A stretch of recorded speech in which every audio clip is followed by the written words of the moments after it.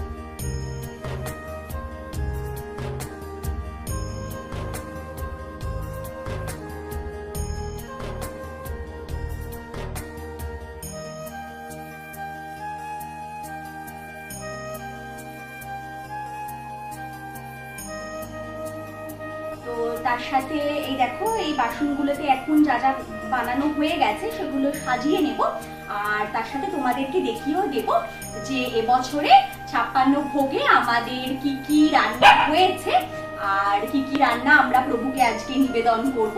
তাহলে চলো দেখি। मथ गुरु जगत गुरु मननाथ जगन्नाथ जगन्नाथ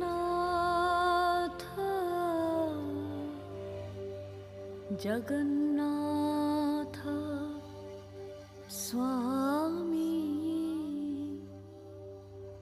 नयन पथगामी भवतु मे।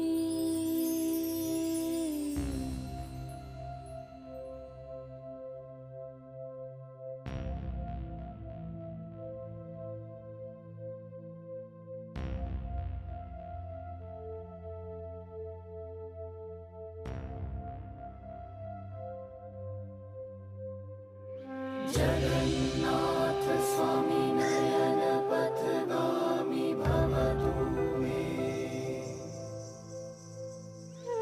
जगन्नाथ स्वामी नयन पथगामी भवतु मे।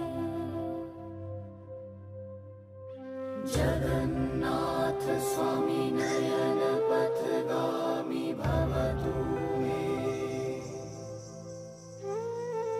जगन्नाथ स्वामी नयन पथगामी भवतु मे।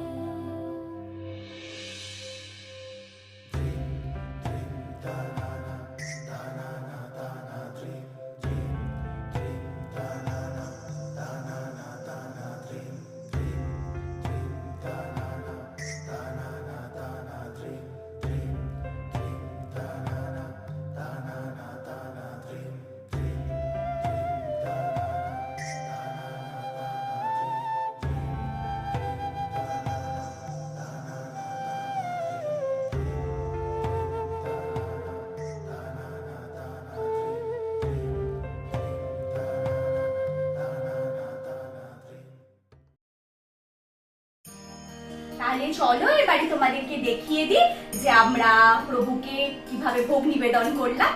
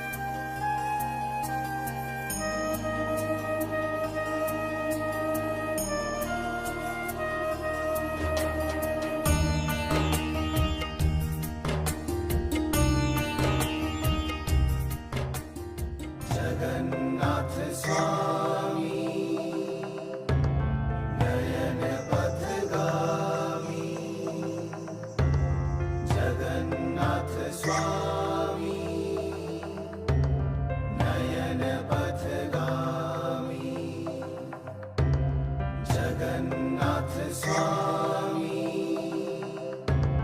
नयन पथगामी जगन्नाथ स्वामी नयन पथगामी जगन्नाथ स्वामी नयन पथगामी भवतु मे। তোমরা তো দেখলে তাহলে যে বছর আমরা 56 ভোগের মধ্যে কি কি ভোগ রান্না করার চেষ্টা করেছি, আর বললে তোমরা বিশ্বাস করবে কিনা জানি না, সত্যি আমরা এটা খুবই মন থেকে করার চেষ্টা করেছি প্রভুর জন্য।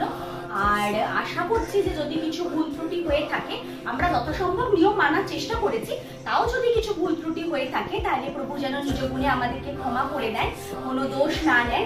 আর আমাদের এই ছোট্ট প্রচেষ্টাতে যদি প্রভু খুশি হন তাহলে যেন আমাদেরকে অনেক অনেক আশীর্বাদ করেন, আর সাথে তোমাদের সবাইকেও অনেক আশীর্বাদ করেন, যাতে সবার সারা জীবন ভালো কাটে, সবাই সুস্থ থাকে, আরো অনেক অনেক আনন্দে থাকে।